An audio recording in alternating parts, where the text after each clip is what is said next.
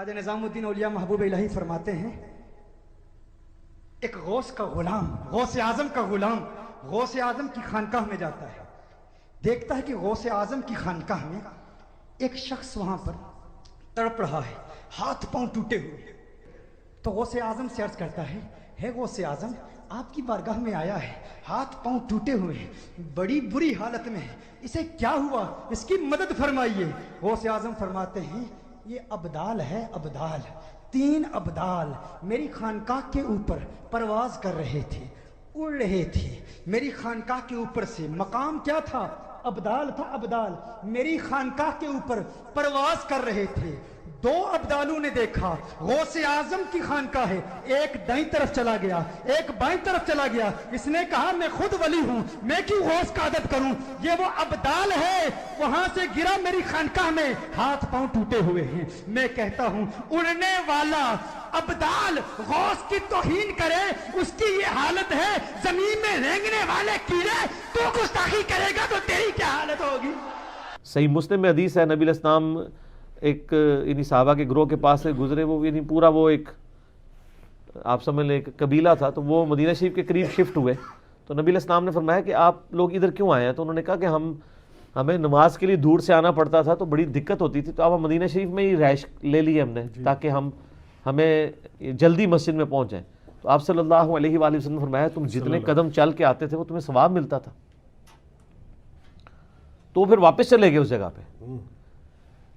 لیکن ان کے زمانے میں کسی کے دماغ میں بھی یہ کیڑا نہیں تھا کہ یار اڑ کے بھی آیا جا سکتا ہے۔ سر یہ انجینئرنگ کا دور ہے نا۔ صحابہ کرام تو اپنے تھک جاتے تھے ایک محلے سے دوسرے محلے میں آتے ہوئے، تو نبی علیہ السلام نے جو کہا کہ تم دور سے چل کے آتے ہو، تو اس کی بجائے آپ کہتے کہ یار تمہیں کیا مسئلہ ہے، میرے امت کے تو چھوٹے چھوٹے اولیاء اللہ جو ہیں وہ ہزاروں میل کا سفر کریں گے، تو تم تو اولیاء کے بھی سردار ہو، تم تو صحابی ہو، تمہارے لیے کوئی مسئلہ اڑ کے آ جاؤ۔ اس زمانے میں یہ کہانیاں ہوتی ہی نہیں تھی، اس لیے ہم کہتے ہیں کتابوں کا دین اور ہے اور بابوں کا دین اور ہے۔ یہ ساری کی ساری کہانیاں انہوں نے بنائی ہوئی ہیں، یہ پاسبل ہی نہیں ہے۔ اور اگر کوئی کہتا ہے پاسبل ہے تو ہم کہتے ہیں کوئی ایک سیمپل پیش کر دیں ہمارے سامنے۔ یہ سب کے سب جھوٹ ہے میرے بھائی، خدا کے لیے یہ باتیں آپ کہانیاں کرانی بند کریں۔ میں نے یعنی کئی دفعہ یہ واقعہ سنایا ہے کہ ایک وہ ہمارے جاننے والے تھے، وہ بتانے لگے کہ فیصل آباد کے پاس کوئی ایک بزرگ تھے جن کا دعویٰ تھا وہ روحانی آپریشن کرتے ہیں، تو ایک بندہ ان کے پاس نہ اپنا نومولود بچہ لے کے چلا گیا کہ جی آپ تو بائی پاس کرتے ہیں، اس بچے کے ختنے کریں روحانی طور پہ۔ روحانی طور پہ جو ختنے ہیں اس کا مطلب ہے بلیڈ نہیں چلے گا، خون نہیں نکلے گا، ہونے کا خطرے نہیں ہو سکتے۔ بائی پاس اگر روحانی ہو سکتا ہے جس میں گرائنڈر چلتا ہے، ادھر جناب یہ پسلیاں توڑی جاتی ہیں، دل نکالا جاتا ہے باہر، یہ پوری اوپن ہارٹ سرجری ہے۔ جو بندہ وہ پسلیوں والی سرجری کر سکتا ہے اور ختنہ تو بالکل سامنے، تو کر کے بتا دے۔ ختنہ آپ کو نظر آ جانا ہے، بائی پاس نظر نہیں آنا، تو کہانی چل جانی ہے۔ تو ختنہ نہیں ہو سکتا، ختنہ کوئی نہیں کر سکتا۔ تو ہم بھی یعنی ان لوگوں سے کہتے ہیں روحانی طور پہ دم ڈالنا یہ ساری چیزیں برحق ہیں، لیکن جو چیزیں فزیکلی ان چیزوں کے ساتھ ریلیٹڈ ہیں نا ان کو آپ اس طریقے سے نہ کیا کریں۔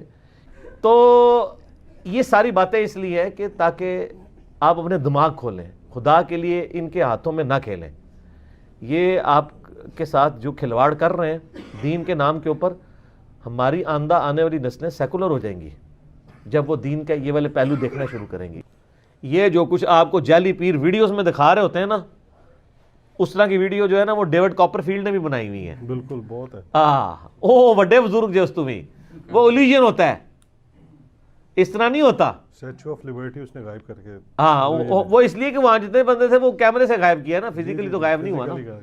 اگر وہ فزیکلی غائب کر سکتا ہے تو ہمیں امام کعبہ کو غائب کرے نا، اور وہاں پہ اپنے فرقے کا امام کھڑا کر دے۔ حج عمرے کے لیے جائیں، نگاہ مارے امام کعبہ غائب، اپنے فرقے کا امام آگے کرو، وہ کہانی ہے ساری۔